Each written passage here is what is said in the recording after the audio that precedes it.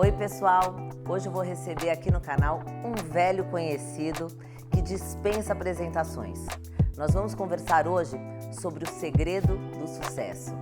Eu quero que vocês recebam aqui hoje Mário Sérgio Cortella.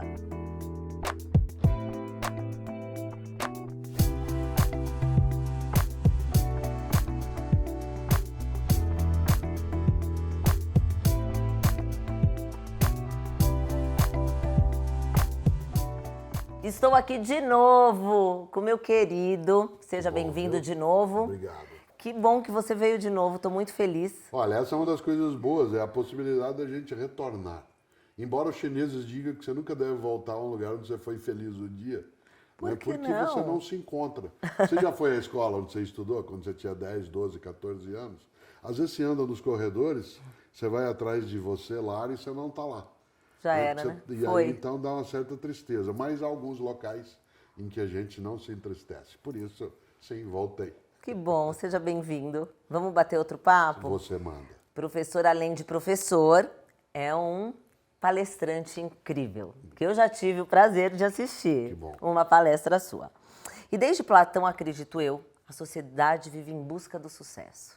O que é o sucesso para você? O sucesso é o merecimento, o sucesso não é o acúmulo, o sucesso não é o mero amealhamento de coisas, porque isso significaria esquecer um conselho do meu avô Ettore, meu avô italiano, que quando a gente era criança, ele sempre nos dizia duas coisas, Lara. A primeira era, quais são teus planos para o futuro? O que nos fazia ter que ficar pensando nisso, e eu fiz isso com os meus filhos e filha, e faço agora com netos e netas. A segunda era uma frase dele que serve para a gente refletir e tem a ver com isso que você está dizendo agora. Ele dizia, você nunca viu, presta atenção, dizia ele, você nunca viu um carro fúnebre na frente e um carro forte atrás. Você nunca viu isso e nem vai ver. Está lá o carro fúnebre e atrás o carro forte. Ele não desprezava o patrimônio, não desprezava, né, o legado, não desprezava a propriedade. O que ele desprezava era a obsessão por algo que não vai contigo. E a questão não é o que vai contigo, porque não vai. É o que é que você deixa. O que você deixa, que é o teu legado, a tua obra, a tua memória, é o teu sucesso. O sucesso, ele pode ser medido por o número de pessoas que eu alcanço, mas isso pode ser de modo negativo. Eu posso ser um homicida, uma homicida, e, portanto, imaginar que eu tenho um poder, né, que submete. E pode ser medido o sucesso pelo número de lembranças que você deixa nas pessoas. E nesse sentido, acho que o sucesso ele vem quando eu sou capaz de fazer falta. Isto é, no dia que eu deixar de ser, as pessoas quererem que eu continuasse. Não terem muita tristeza com a presença da minha ausência, né? Mas lamentarem a ausência da minha presença. Né? E nesse sentido, serem capazes de dizer que, bom, se o Cortella estivesse aqui, a gente talvez ficasse mais animado, mais alegre, mais acolhido, mais afetuoso. Né? Isso é sucesso. E isso não depende exclusivamente, né, daquilo que é o acúmulo patrimonial, que funciona, mas que não é o critério. Aliás, porque, né, as pessoas, quando partem, a questão é o que elas deixam, não o que elas levam, porque nada levam. Nada levam. E falando em sucesso, não tem como não falar de fracasso. Como enfrentar esses fracassos? O fracasso não está no erro, né? Nem naquilo que não dá certo. Ele está na desistência, enquanto houvesse ainda chance de dar certo. Né? Uma pessoa, ela precisa lembrar. Um dos livros que eu escrevi um dia com Paulo Gebaile se chama Ainda Dá. Ainda dá a força da persistência. Né? Isto é, uma pessoa, ela fracassa quando ela ainda tendo chance de que algo desse certo, ela desiste. Aí você pergunta, como é que eu saberei qual é o momento? Porque você tem que prestar atenção no que está à tua volta, naquilo que você está fazendo de esforço. Se eu tiver, por exemplo, certeza de que me dediquei a uma relação de afeto, e essa relação de afeto ela foi enquanto existindo, verdadeira, forte, que eu me empenhei, mas que a partir de um determinado momento não há mais como seguir junto ou junta com aquilo, aí eu não estou desistindo nem fracassando, eu estou simplesmente alterando a rota porque eu estou evitando, né, um mal maior. Nesse sentido, eu digo sempre, o fracasso não está, né, no erro ou no insucesso, ele está na desistência enquanto ainda há ocasião para seguir. Né? Nessa hora, o fracasso ele faz parte como possibilidade, mas ele não é uma obrigatoriedade. Né? Durante essa sua trajetória de tantas palestras e tantas aulas, em algum momento da sua vida, você teve medo de fracassar em alguma coisa? O tempo todo tem de ter, porque medo não é ausência, né? Ao contrário. Coragem não é ausência de medo, coragem é capacidade de enfrentar o medo. Uma pessoa que vai dar uma aula, fazer uma palestra, apresentar uma reflexão de TV, colocar um podcast, se ela não temer o que ela vai fazer, ela fica despreparada. Há uma diferença entre medo e pânico. Eu queria te perguntar isso. Pânico é incapacidade de ação. Tá. Por exemplo, há pessoas que quando acende a luz vermelha de uma câmera, ela entra em pânico, portanto ela paralisa. E há outras pessoas, que eu acho que são mais inteligentes, que quando a luz acende, ela fica em estado de atenção. Portanto, né, o medo é protetivo. A natureza colocou em nós dois mecanismos para nos proteger, dor e medo. Né? Se eu perder a capacidade de sentir ambos, eu fico vulnerável. Nesse sentido, quando que eu tive medo? Sempre. Quando que eu tive pânico? Eu imagino que não. Né? Não tenho memória de ter tido pânico, porque como eu comecei a dar aulas na universidade, ainda como auxiliar, com 20 anos de idade, eu fui fazendo uma carreira, e os meus primeiros 3 anos eu tinha um professor titular na sala, em que eu ficava amparado, eu fui construindo, né, uma competência, a partir da competência de outras pessoas, e não tive pânico. Mas medo eu tive e tenho. Às vezes eu vou entrar, eu estou atrás de um palco, num backstage, para entrar num auditório com 3.000 pessoas, aquele ruído gostoso, né, que fica, né, aquele alarido de pessoas aguardando o momento. A pessoa às vezes está ao meu lado e fala assim, você fica tenso? Eu falei, não fico tenso, mas eu fico atento. Se eu não tiver a energia concentrada, né, para aquele momento e eu me distrair, já na entrada eu perco o passo para fazer aquilo. Portanto, sim, que bom, né, ainda bem. Se eu perder o medo, eu perco a capacidade. Te dá frio na barriga? Não tanto, não mais, mas dá um prazer imenso, não dá. Né, não dá, né, assim, aquilo que os americanos dizem, borboletas Sim. batendo asas. Né? Não me lembro de ter tido, exceto nas emoções boas, em que eu nunca tinha falado naquele auditório, ou numa apresentação que para mim era muito emocionante, né, de estar ali com aquelas pessoas. Aí sim, não é um frio na barriga, mas uma emoção que mexe, né, de modo mais forte. Mas de maneira alguma eu entro anestesiado, né, naquilo que estou fazendo, não é no piloto automático, porque isso tira todo o encanto, né, daquilo que se faz. A palestra, a docência, a comunicação, ela não é apenas uma profissão para mim, é um meio de existir. Né? Eu gosto de sê-lo, gosto de viver em voz alta. Né? Isso, portanto, faz com que, sim, eu fique animado, mas não, sim, a ponto de recuar com frio na barriga e nem borboletinhas batendo asas. Vamos fazer um jogo agora, que é provocação ou conclusão. Vou te dar umas frases, você dá uma provocada nisso aí, ou uma concluída. Temos maturidade para extrair o melhor da tecnologia? Ainda não, mas nós poderemos ter no momento que a gente sofrer uma ameaça mais densa. Né? Isto é, nós temos que lembrar quando o Milor Fernandes dizia que o importante é ter sem que o ter te tenha. Isto é, não seja serva daquilo que você tem que ser senhora. Não seja serva do que você tem que ser senhor. A tecnologia, ela tem que estar ao nosso serviço.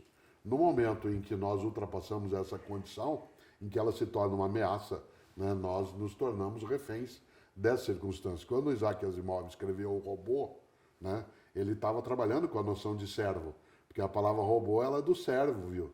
Né? Robota, que significa exatamente escravo. Né? E nesse sentido, a escravização, ela só virá se nós nos distrairmos em excesso. Né? O Arthur Clarke, no 2001, Uma Odisseia no Espaço, que depois o Stanley Kubrick fez o filme, colocou o robô autônomo, né? O HAL, né? Que é apavorante, porque ele mostra uma tecnologia soberana. No momento, nós não temos uma tecnologia soberana. A própria inteligência artificial é uma tecnologia autônoma, mas ela não é soberana. Ela ainda não decide tudo por si mesma, mas ela decide muita coisa. Nós não somos tão maduros. Pode ser que a gente se submeta, né, a essa condição e aí né, talvez essa conversa fique gravada ou não. A internet é nova caverna de Platão? Uma parte dela é sim, porque ela tem muitas dissimulações, muitos simulacros. Quando Platão propõe, né, na obra a ideia de que nós estamos aprisionados numa caverna de costas para a entrada, vendo apenas passar sombras na parede projetadas por uma luz, um fogo que vem, e portanto nós nos habituamos com a ilusão, isso é o cerne do filme Matrix. Né? É o cerne da Alice no País das Maravilhas do grande Lewis Carroll. É a ideia central, né, de que nós podemos estar nos iludindo com algumas coisas que supomos ser, né, o concreto da realidade e não o é. O mundo digital tem essa condição, mas ele não tem só isso.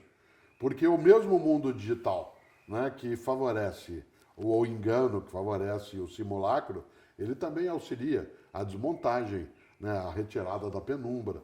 Então é uma questão de inteligência. Eu uso sempre um exemplo, vou até tirar a caneta para fazê-lo. Né? Tecnologia. Se eu estou aqui com uma faca na mão, se isso fosse uma faca, e você tem uma maçã na mão, eu posso usar essa faca para tirar a maçã de você e pegar para mim e você ficar sem. Ou posso usar a faca para repartir a maçã e cada um de nós fica com um pedaço. É claro que a questão não é a faca. Exatamente. Competição e sucesso a todo custo. A pior frase para qualquer pessoa, em qualquer atividade, é fazemos qualquer negócio. Porque fazemos qualquer negócio significa fazer, inclusive, aquilo que é imundo, aquilo que é inadequado, aquilo que é indecente, aquilo que no campo, né, da atividade, ela retoma o sentido original da palavra lucro.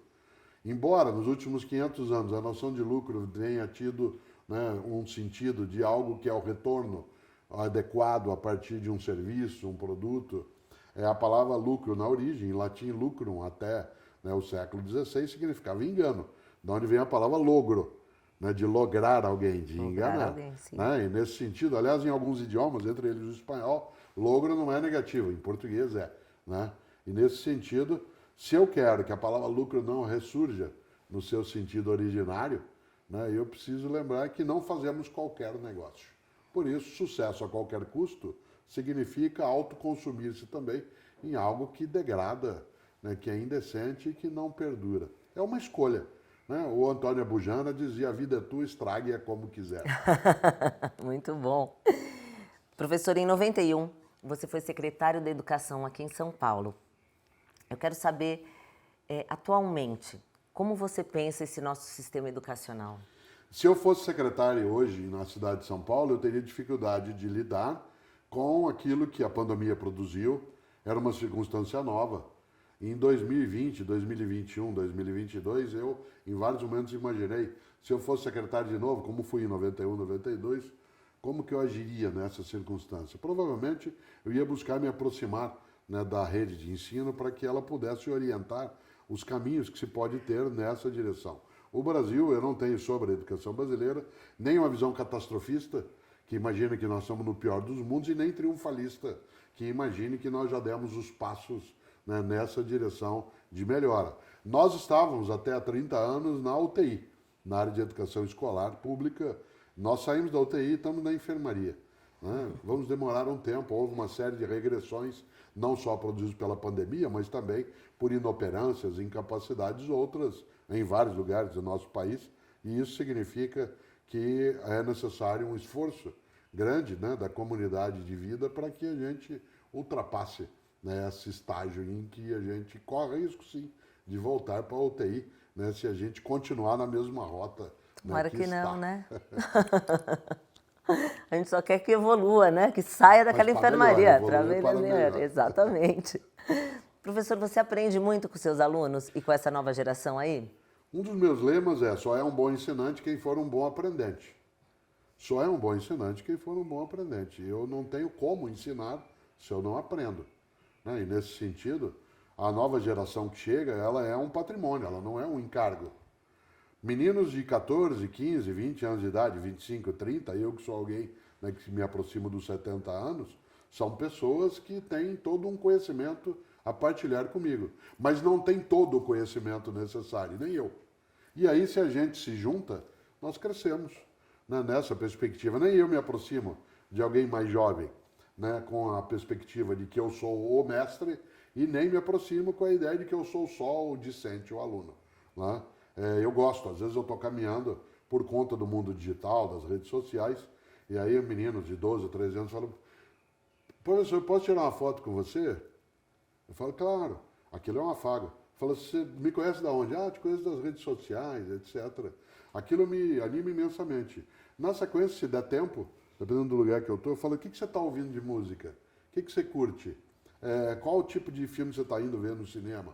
E aí, quando eles contam, né, eu vou estudar um pouco sobre isso, porque eu preciso saber qual filme assiste um menino de 13, 14 anos de idade, qual game ele joga, o que ele vê.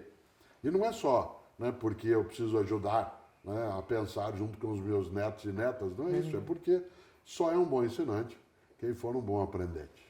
E eu sou mãe, tenho 4 filhos e às vezes eu aprendo muito com eles, mas às vezes é muito difícil.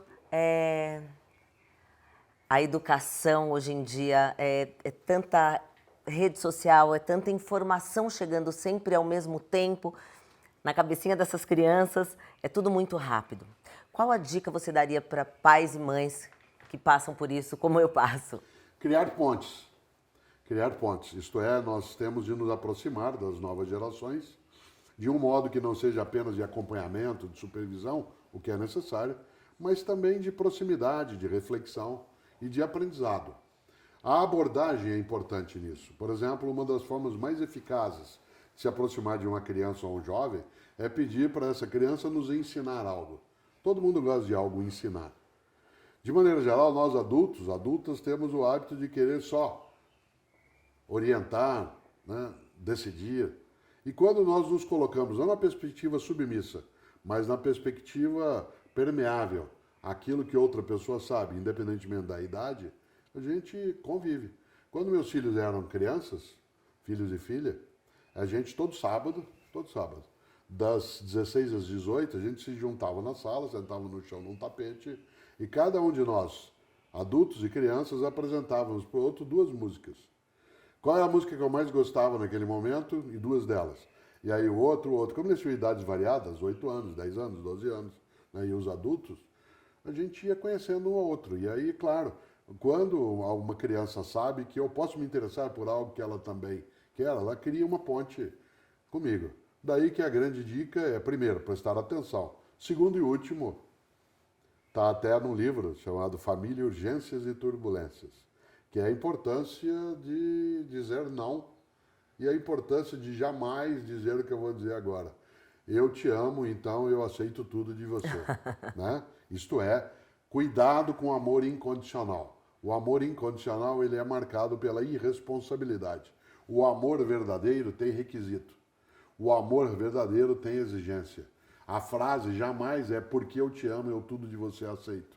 A frase certa, no meu entender, é porque eu te amo, eu não quero que você seja assim.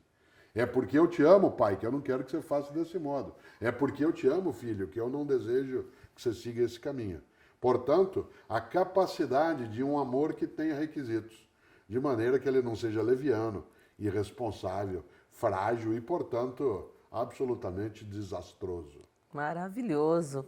Agora, para finalizar esse nosso papo aqui, maravilhoso, como sempre, eu queria que você deixasse aí uma reflexão, uma frase, alguma coisa assim que fosse seu legado aqui para o nosso programa hoje. Olha, eu vou até olhar para a câmera nesse momento.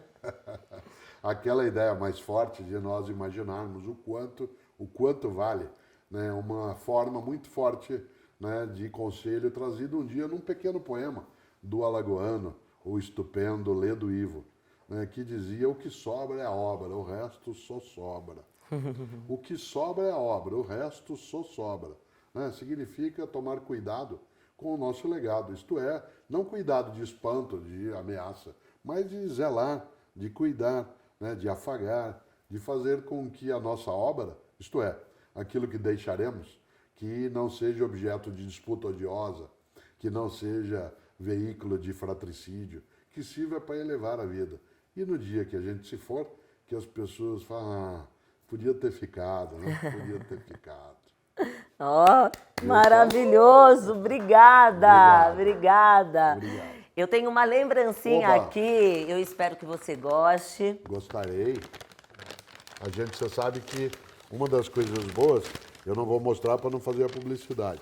Certo? Pode mostrar. Mas eu posso dizer, olha só, posso dizer que será tomado com alegria. Oba, Certo. assim espero. Professor, Coisa boa. muito obrigada. Obrigado, viu? Foi um papo Grato. maravilhoso, Obrigado. delicioso. Muito, muito obrigada. Estive aqui de novo com o Cortella. Não perca a outra entrevista que ele já deu aqui e todas as outras do canal LK. Que bom. Muito bem.